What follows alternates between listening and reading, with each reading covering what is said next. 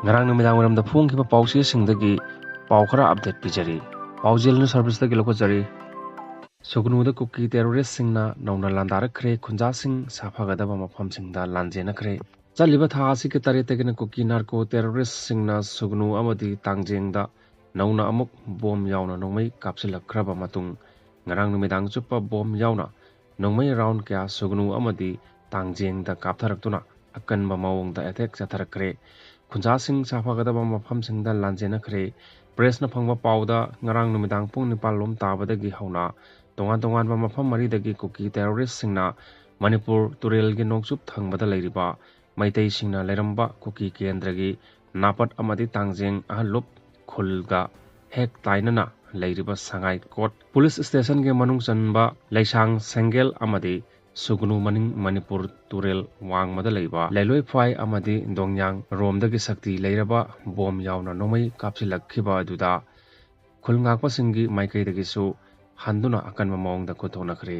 kuki militant singna attack tawrakhiba adu Manipur turelgi mapanda khundariba sugnu kendragi tangjengdana yamna kanna attack tawrakhibagi tangjengdana yamna kanna attack tawrakhiba miyam adu sugnu police ki timna nupi angang asona na yauna Khunjasing asoy ngam thoktanaba numidang aduda safagadaba mafamsingda puthokhi khothonakhiba adu nakal anigi marakta ngasi ayuk pung nipan makhai rom taba phawba chathaki thodok aduda thodokpa aso apan misimina yaukibagi paudi leite amoromda tangjeng Khunjasingna phongdorakpagi matong inna hojiksu tangjengda pokhai hodaba bom ani tongan ba mafamsingda taduna leiri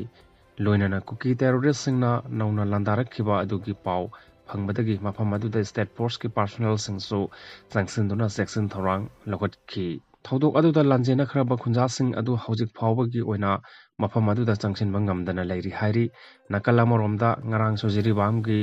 mongbung maitai khulda kuki singna nongmai bom kapsilaktuna landarakre maduda khul ngakpa singa nakal anida ngaiha kothonakhi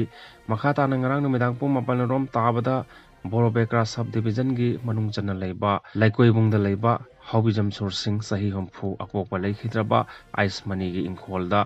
bom ama pokhaiduna yumgi thong thonau akaya toi thokki adubu aso apandi yaw haudre hari makhataba pauda surbalagi hakchang laukhre mathau mangam pangthokre pathokchage tha asigi amada Imphal West District ki Lamsang Police Station gi Harauthel Sports University ga thangnana leiriba Bethel singthaktagi kuki terrorist singna drone sajanatuna bom yauna afaba makhalgi nongmai sing landarakpada nongmaina panduna leikhidrabi ngangbam ongbi surbala sahi kuntra mapuroiba ngangbam ingogi thawai yaudraba hakchang ngasi rims ki moktagi JAC miyam amadi imung manungna lauduna aroiba mathomangam pangthokre ningsingba yai thodok aduda leikhidrabi ngangbam ongbi surbalagi machanupi ngangbam memisa sahi tarasu mahaki yet thangba khuta panduna laikanakhibani thodok adu thokhraba matungda semkhiba JAC amadi imung manunggi mioi singa chief minister nongthombam biren singa unaduna nakal anida thodok adugi matangda yanaba purakhibaga loinana ex gracia lupa lakh tarasu pikhrabani